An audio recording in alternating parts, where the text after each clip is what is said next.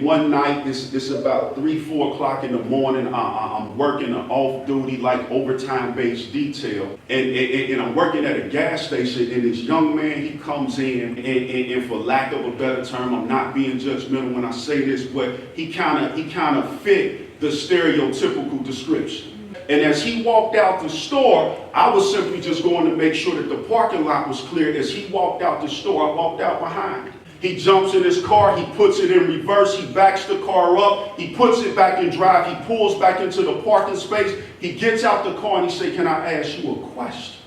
So now I'm kind of on edge, right? Just kind of based on the perception. And I said, "Yeah." I said, "What's your question?" He said, "Can I ask you, when life is beating you up, when you are completely and totally overwhelmed," he said, "when you feel like giving up," he said, "what do you do?" So I'm caught completely and totally off guard by this question.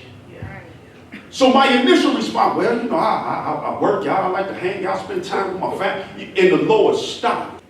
And in this fraction of a second, I had this split second where the Lord helped me to spiritually process what this young man was asking me. And I'll never forget, I had an opportunity right then and there to kind of start sharing my testimony. Yeah.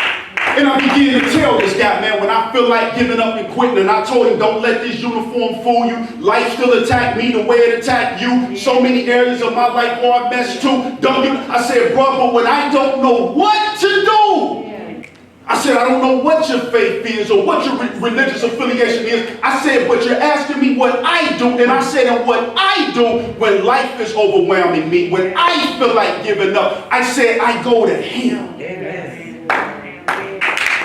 I told this young man, I said, this is what I do. And I remember saying to this young man, I said, would you mind if I prayed with you before you leave? Yes, yes. This young man put his car keys down and his cigarettes down right there on the pavement. This young man gives me his hand. I take his hand. Yes. I put another hand on his shoulder. Yes. And I began to pray for him at 3 or 4 o'clock in the morning in front of a parking lot full of people. And I began to pray for this young man. I began to say things aloud. Lord, remind him that he is a king and not a servant. Yeah. Father God, I bind and I rebuke every attack on this young man's life. He begins to just weep.